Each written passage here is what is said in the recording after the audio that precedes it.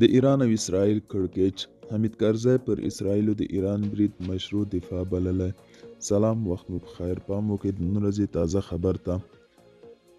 د افغانستان پخواني ولسمشر حمید کرزي د ایران له لوري پر اسرائیلو ځوابي برید د دې هیواد د مشروع حق بولي. ښاغلي کرزي د ایران د افغانستان ورور او ملګری هیواد یاد کړی او په خبره یې په سخته حالاتو کې یې افغانانو لاسنیوی کړی. ولسمشر کرزي په خپل ایکس پاڼه په غزه کې د سملاسي اوربند غوښتنه کړی. د یادولو وړ د ایران وروسته له هغه پر اورشلیم لسګونه توغندي وتوغول چې اسرائیلو یې څو ورځې وړاندې په دمشق کې د ایران په کونسلګرۍ برید وکړ. بل خوا د طالبانو حکومت پر اسرائیلو ایران د برید ننګه کړی.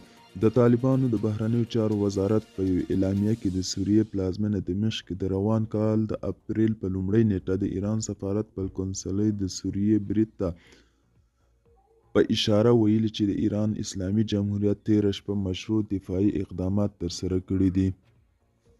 په اعلامیه کې راغلي د تېر کال له اکتوبر راهیسې د سوریې رژیم په غزه کې تر 32,000 زیاتو ملکیانو د نسل وژنې په دوام په سیمه کې د نورو هیوادونو د حریم نقضولو او د ناامنۍ پراخولو پاروونکي اقدامات هم ترسره کړي چې په غزه کې له خپلو جنایتونو د نړۍ پام په بله واړوي. د طالبانو د بهرنیو چارو وزارت اعلامیه کې د نړۍ او سیمې په مؤثرو هیوادونو غږ شوی چې د کړکېچ د پراختیا مخنیوي لپاره هڅې چټکې کړي. دوستانو، دا و د نن ورځې چمتو کړه خبر. تر بیا هم په الله سپارم.